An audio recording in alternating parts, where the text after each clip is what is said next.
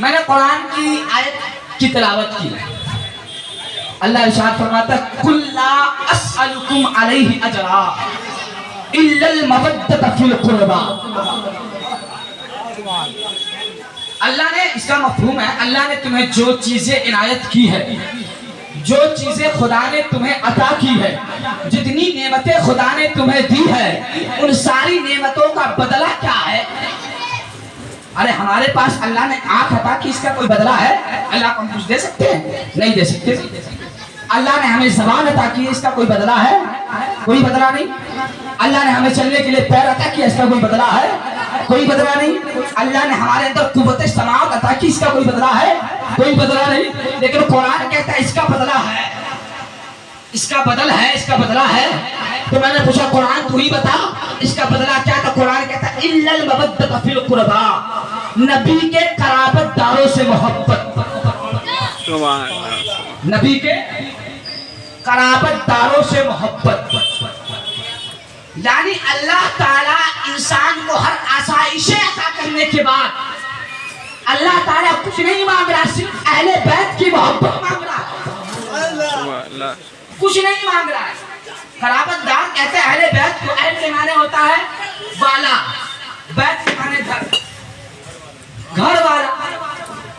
قرابت دار جو رسول کے رشتہ دار ہے, جو رسول کے خون ہے, جو رسول کے قریب ہے. اب قرابت دار کا مطلب یہ نہیں کہ آپ صرف پنجتن سے محبت کریں, چار یار کو گالی دیں, ایسا بھی نہیں. پنجتن سے محبت کریں, حضرت عائشہ پہ انگلی اٹھائیں, ایسا بھی نہیں. مصطفیٰ کے زوجہ محترمہ کو گالی دیں, ایسا بھی نہیں. جس کو رسول سے محبت ہے, انسیت ہے, جس نے رسول کو مانا اسے آپ بھی مانا, جس نے رسول کو مانا ہے اسے آپ بھی مانے. قرابت دار کا مطلب یہ ہے اللہ تعالیٰ کہتا اہل بیت کی محبت. اللہ نے زبان عطا کی, اس کے بدلے میں کچھ نہیں مانگا. اللہ نے آنکھ عطا کی, اس کے بدلے میں کچھ نہیں مانگا. اللہ نے سماعت عطا کی, اس کے بدلے میں کچھ نہیں مانگا. مانگا تو اہل بیت کی محبت مانگا. تعجب کی بات ہے, اہل بیت کی محبت کیوں مانگا؟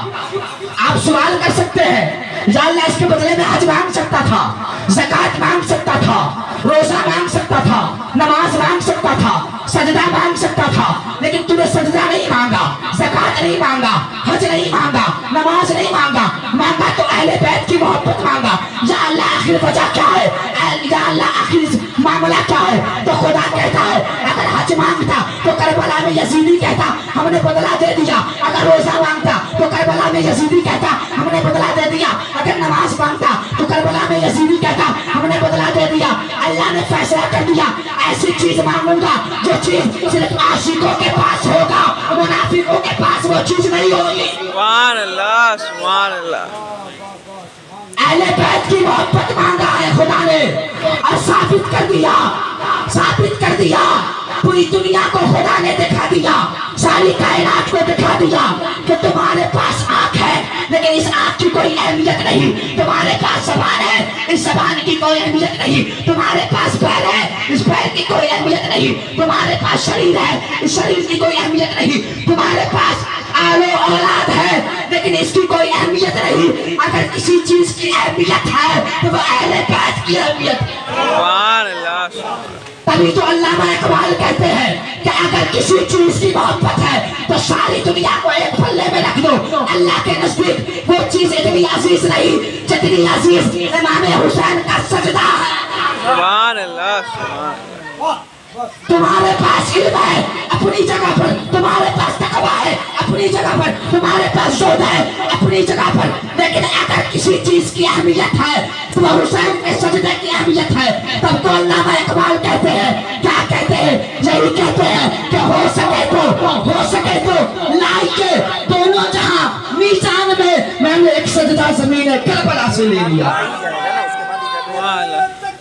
اللہ اکبر. یا رسول اللہ, یا رسول اللہ, زندہ باد. اگر کسی چیز کی اہمیت واقعی خدا کے یہاں اہمیت بہت ساری چیزوں کی ہے لیکن سب سے زیادہ کسی چیز کی اہمیت ہے وہ اہل بیت کی محبت.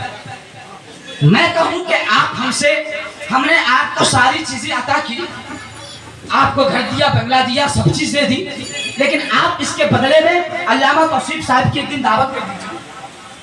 اس کا مطلب ہے کہ ہم جو آپ کو گھر دیے ہیں اس کی کوئی حقیقت نہیں ہے، ہم جو آپ کو دولتیں دیے ہیں اس کی کوئی حقیقت نہیں ہے، دولت میں نے جو آپ کو دیا اس کی کوئی حقیقت نہیں ہے۔ میرے نزدیک حقیقت ہے علامہ توصیف صاحب، اس لیے ہم نے کہا علامہ توصیف صاحب کی دعوت کر دیجیے۔ اگر میرے نزدیک گھر کی اہمیت ہوتی تو گھر کا بدلہ گھر لیتا، زمین کا بدلہ زمین لیتا، دولت کا بدلہ دولت لیتا، لیکن یہ ساری دولت ہے میں مولانا توصیف کے قدموں پر قربان کرتا ہوں۔ تو سمجھ میں آیا نہیں سمجھ میں آیا؟ اللہ نے ساری کائنات بنا دی لیکن اس کائنات کو اہمیت نہیں دے دی، کیونکہ ساری کائنات کو رسول کے اہل بیت کے قدموں میں قربان کر دیا اور بتا دیا کسی کی اہمیت ہے تو وہ تیری اہمیت ہے، کسی کی اہمیت ہے تو تیری اہل بیت کی اہمیت ہے، وہ تیرے اہل بیت کی